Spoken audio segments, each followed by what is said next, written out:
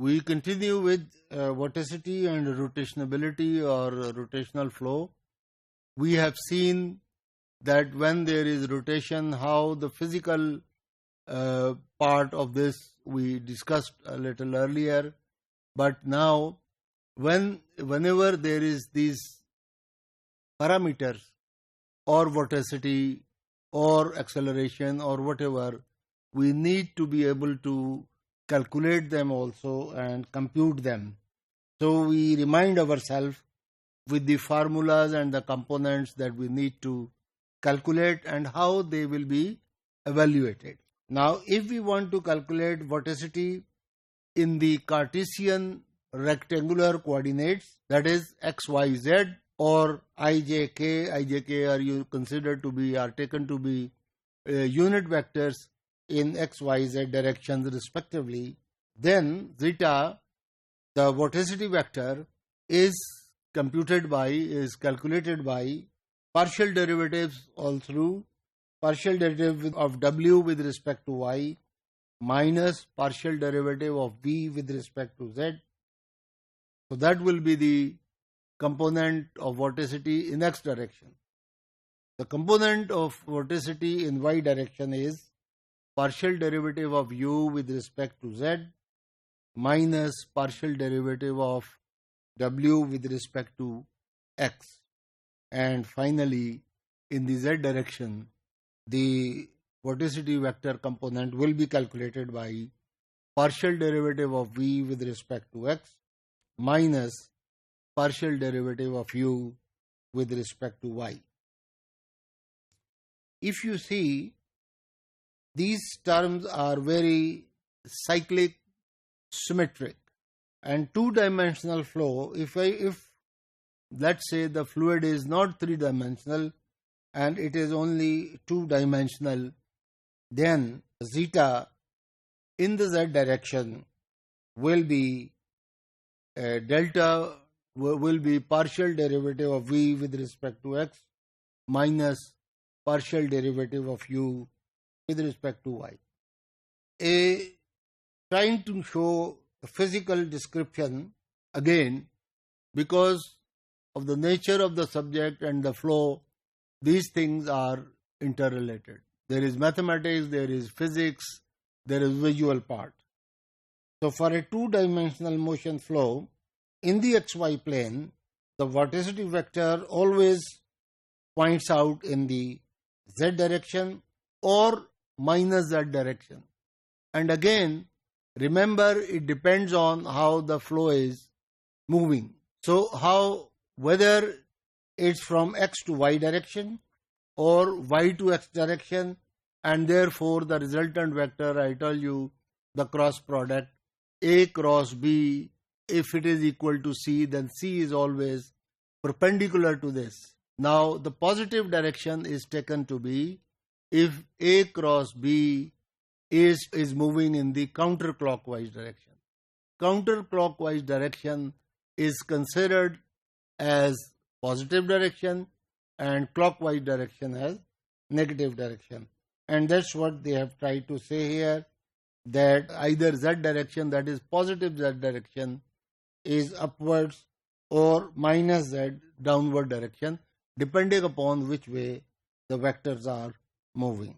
And then again, similarly, sometimes it's mathematically convenient and also geometrically sounds sensible if the motion is angular.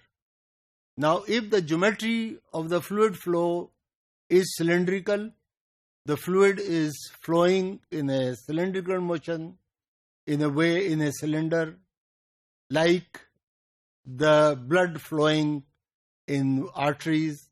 So arteries in nature are not exactly, they are flexible, but they look like cylinder.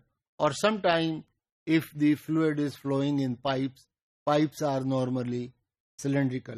So we take cylindrical coordinates, and similarly we choose spherical polar coordinates if the geometry dictates that we should consider spherical polar coordinates.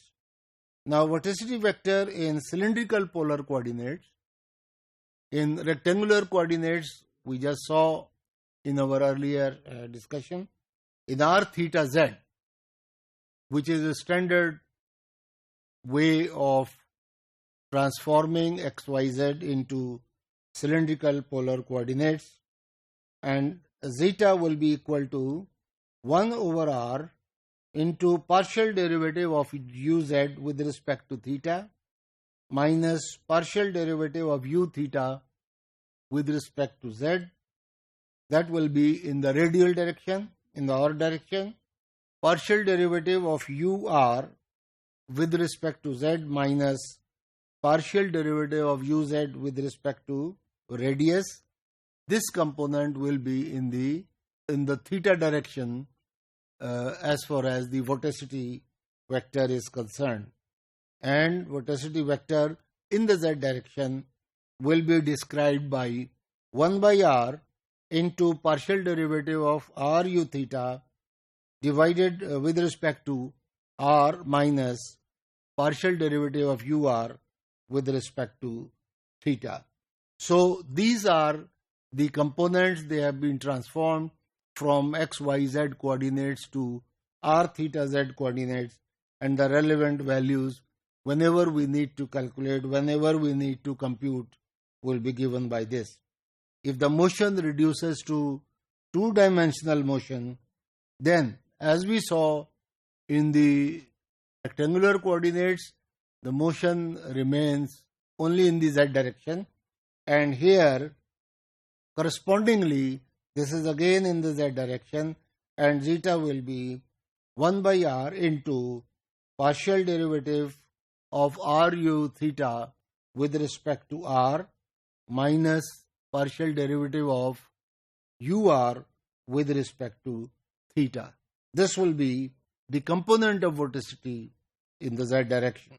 Now, trying to show it a two-dimensional flow in this flag type diagram, you can see here the direction of r and of course theta, and if the vorticity is taking place in this flow field, then as we have said before, the fluid will be either moving in the upward direction or negative direction.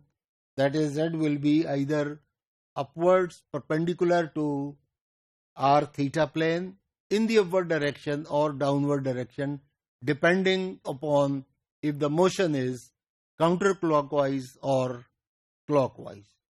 The counterclockwise motion is of r theta is taken to be as positive, and the clockwise direction as negative, represented here by minus z.